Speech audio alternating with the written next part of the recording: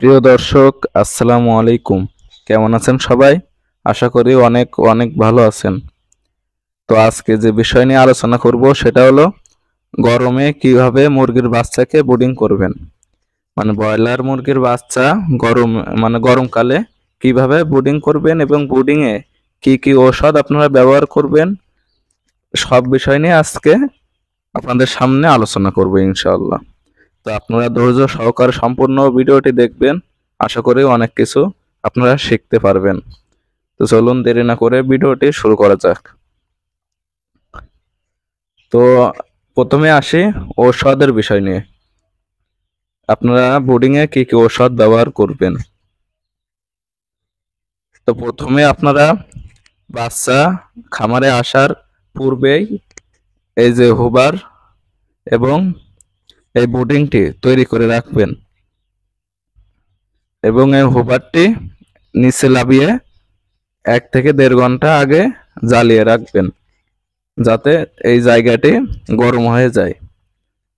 তো বাচ্চা আসার সঙ্গে সঙ্গে তার আগে পানিগুলো রেডি রাখবেন, যাতে বাচ্চা আসার সঙ্গে সঙ্গে আপনারা বোর্ডিং এ ছেড়ে দিতে পারেন। তো বাচ্চা ছেড়ে দেওয়ার পরে প্রথম যে 2 ঘন্টা, এই 2 ঘন্টা আপনারা চিনি মিশ্রিত পানি অথবা গ্লুকোজ অথবা লাইসোবিট লাইসোবিট নামে একটি ওষুধ পাবেন। এই তিনটার ভিতরে যে কোনো একটি আপনারা প্রথম 2 ঘন্টা পানিতে দিবেন।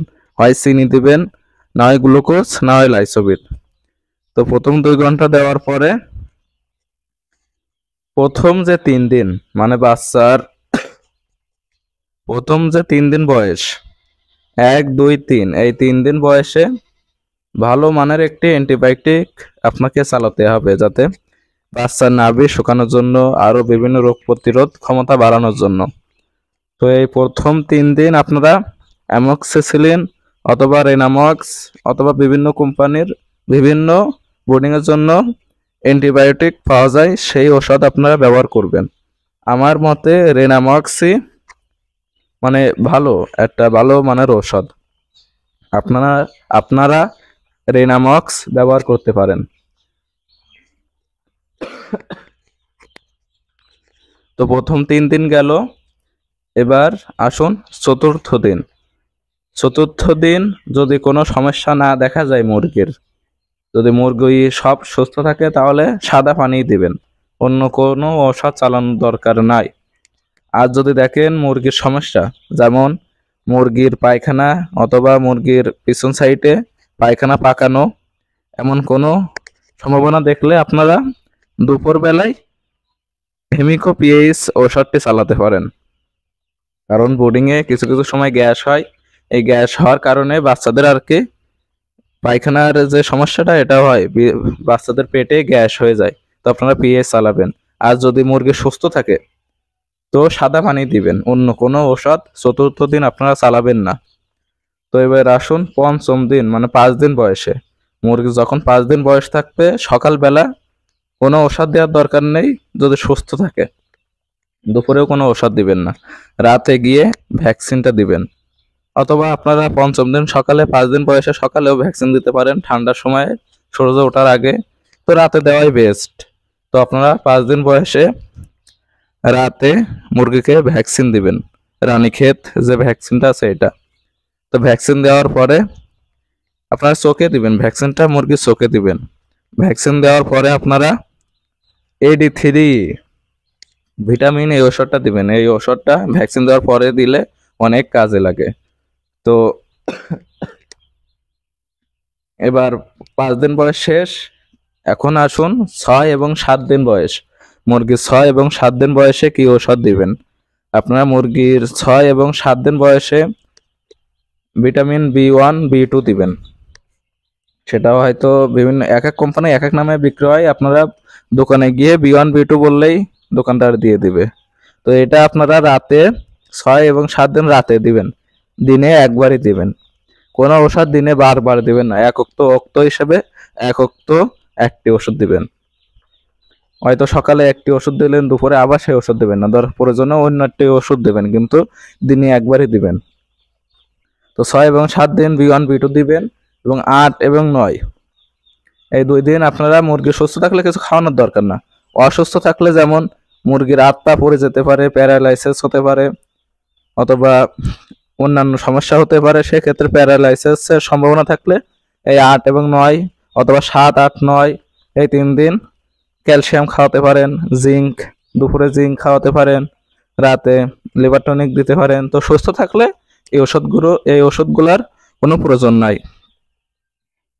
তো 7, 8, 9, 8, 9 চলে গেল। তো এখন 10 দিন বয়স। এই 10 দিন বয়সে আপনারা গাম্বুরো যে ভ্যাকসিন এটা করতে পারেন। তো এই গাম্বুরো ভ্যাকসিনের যে বিষয়টি, এটা অনেকে আছে 8 দিন বয়সে করে, অনেকে 10 দিন বয়সে করে, অনেকে আবার 12 দিন বয়সে করে, কেউ 14 দিন বয়সে করে। তো আপনাদের যেদিন মন চায় সেদিন করবেন, সমস্যা হবে না গাম্বুরো ভ্যাকসিনটা। তো গাম্বুরো ভ্যাকসিন দেওয়ার পরে, এক কথা ভ্যাকসিন দেওয়ার পরে আপনারা এডি দিবেন। তো আশা করি বোর্ডিংয়ে কি কি ওষুধ ব্যবহার করবেন আপনারা বুঝতে পেরেছেন। তো আমার সম্পূর্ণ ভিডিওটি দেখার জন্য আপনাদের সবাইকে ধন্যবাদ।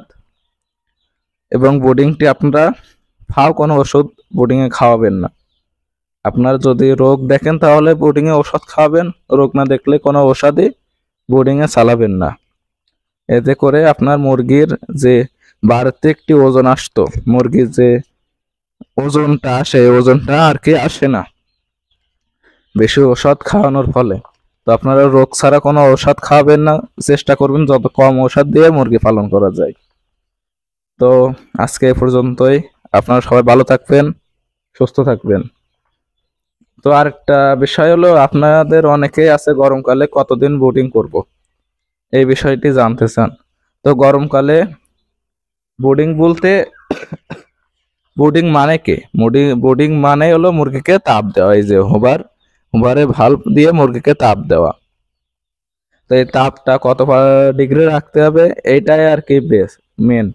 তো আপনার বোর্ডিং এ 30 থেকে 32 সেলসিয়াস ডিগ্রি তাপমাত্রা রাখলেই এনাফ। তো আপনার যদি বাহিরের তাপমাত্রা 30-32 থাকে তাহলে আপনার হুবার দেওয়ার কোনো প্রয়োজন নাই আমার মতে। কারণ বোর্ডিং মানে তাপ দেওয়া, মানে যেমন ধরেন শীতকালে বোর্ডিংটা অনেক গুরুত্বপূর্ণ, অনেকদিন করতে হয়, কারণ শীতকালে বাইরের তাপমাত্রাই থাকে 20-22 ডিগ্রি। তো সেক্ষেত্রে আপনার মুরগির প্রয়োজন 30 থেকে 32 ডিগ্রি।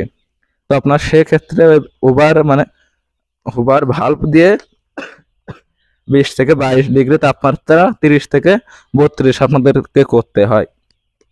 তো গরমকালে এই বিষয়টি খেয়াল রাখবেন। আপনার যদি তাপমাত্রা ঠিক থাকে তাহলে মানে বোর্ডিং এ তাপ দেওয়ার প্রয়োজন নাই। আর যদি দেখেন তাপমাত্রা মানে সেলসিয়াস কমে আসছে তাহলে আপনারা সেই 30-32 ডিগ্রি তাপ দিয়ে করে দিবেন।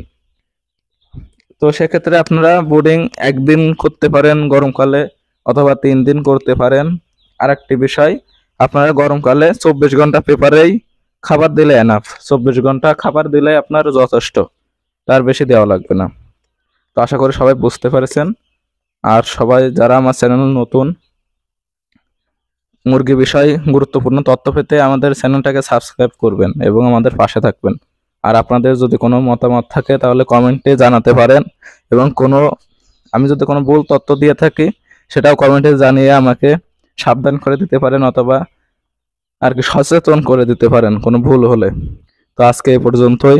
সবাই ভালো থাকবেন, সুস্থ থাকবেন। ধন্যবাদ সবাইকে।